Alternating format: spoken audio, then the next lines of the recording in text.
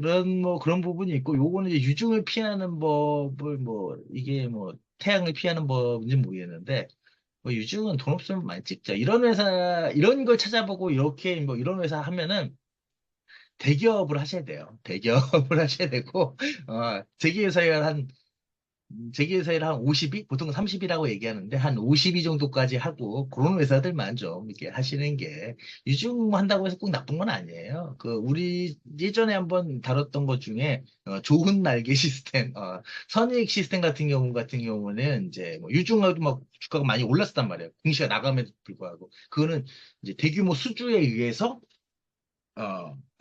시설 정비를 확장하겠다. 그렇기 때문에 돈이 필요하다.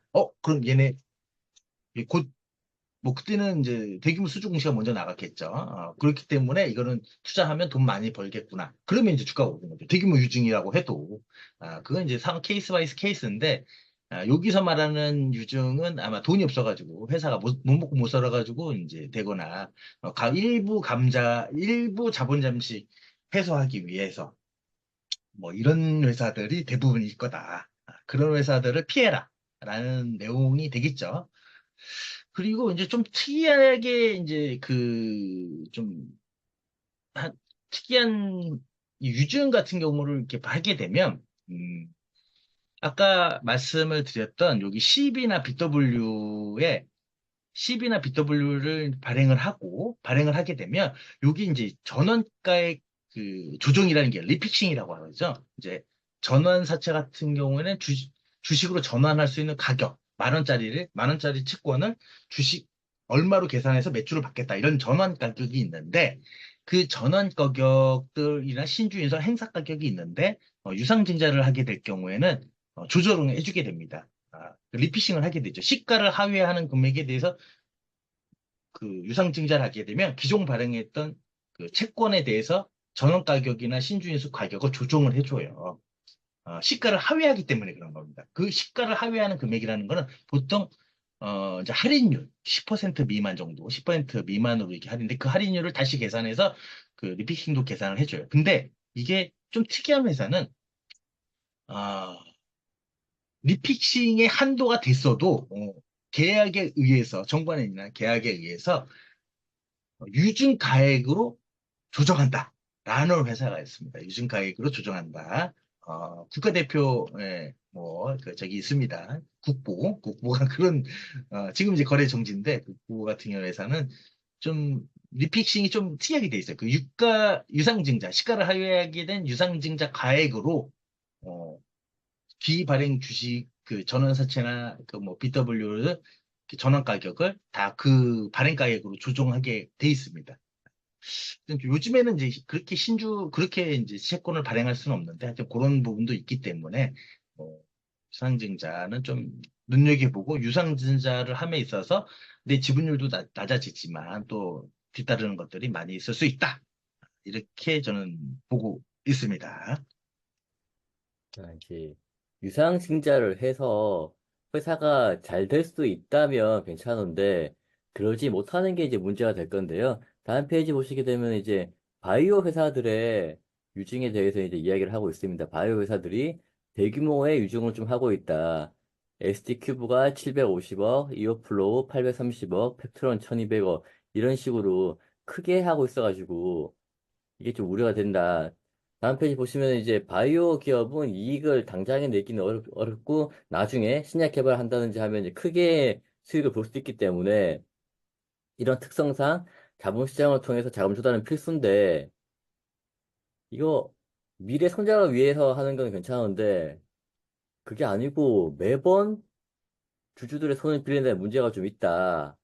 그리고 주주 배정 유상신자는 자금 조달의 마지막 수단이다. 이거 어떻게 해야 되냐. 이런 이야기가 있고요. 그 다음 페이지 페트로이나 회사가 이제 유상신자를 하면서 대표이사가 유상증자 대금을 마련하기 위해서 보통주와 신중 인수권을 팔 예정이다라고 공시를 했습니다. 이제 요즘에 이제 최근에 법이 바뀌어서 1% 이상 50억 이상 거래를 하려고 그러면 이제 사전에 공시를 해야 되기 때문에 거기에 대한 공시인데요.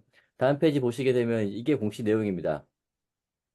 보통주 25만 주를 49,850원에 매각할 거고요. 그럼 이 가액이 125억 원 정도고 신주인 수권을 매각할 거고 그게 49억 원이다. 합치면 뭐 대략 200억 원 가까운 주식을 대표자가 매도를 하겠다라는 이야기죠.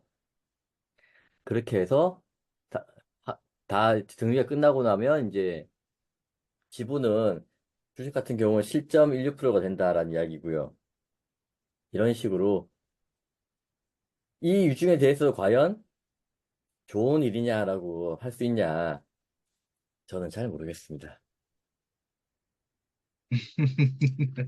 이, 요즘 이제 기본적으로 그 법이 이제 7월 25일 날이 바뀌어가지고, 25일인가? 그때 바뀌었죠. 이제 바뀌면서 이제 50억, 우선 대상자는 임원 및 주요 주주, 임원 및 주요 주주 대상자가 되고, 그 대상자가 1% 또는 50억 이상의 거래를 하게 될 경우에 한 달 전에 사전 공시해라. 이렇게 사전 공시 제도이죠.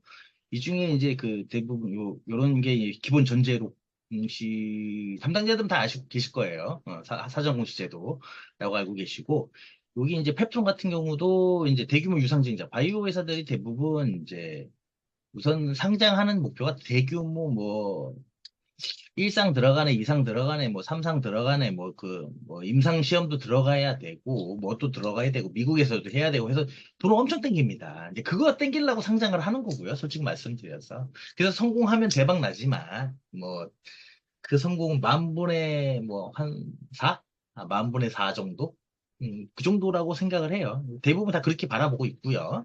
근데 이런 회사 같은 경우는 페트론도 뭐 1200억 정도면 바이오 회사 중에서 적은 금액은 아니지만 엄청나게 뭐 대규모 금액은 아닐 것 같아요. 근데 이 문제는 이 1200억을 요것만 하고 끝날 것이냐.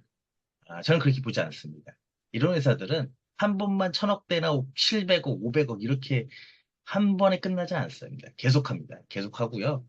그런 것 중에서 제가 봤을 때는 여태까지 해왔을 거고, 해왔기 때문에 지분율이 이렇게 계속 떨어지고 있었을 거예요. 그나마 이 회사가 좀 이게 4만 원대인 거 보니까, 5, 6만 원대인 거 보니까, 그나마 기술력은 시장에서 인정을 받고 있는 회사인 것 같아요. 그 와중에 이제 최대 주주분께서, 자기 지분율을 희석해서라도 이렇게 하겠다. 근데 실제로 이게 구주 매출, 장외 매도 해가지고 요 금액 뭐 금액을 팔고, 그 다음에 그 남은 돈으로 유증을 들어가겠다. 뭐, 한다고 해도, 직관적으로 보면은, 여기 지금 124억하고 48억 하면은 한 106, 170억 정도인데, 쉽게 말해서 한 120억만 쓸 수 있는 거예요.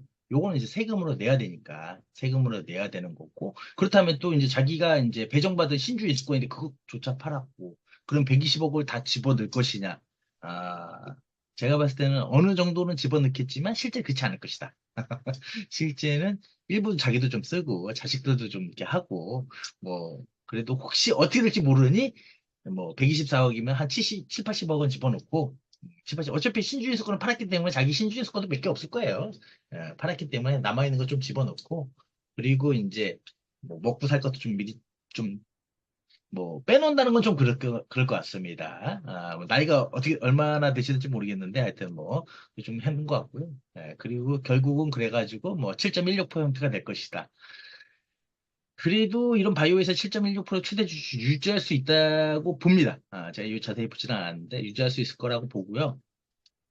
이게 문제인 거죠. 7%의 주식을 가지고 있는데 그 몇천억 되는 회사를 관리할 수 있고 내 회사라고 얘기할 수 있는 만약에 시총이 5천억이면은 300억 갖고 5천억을 내가 다 사용할 수 있는.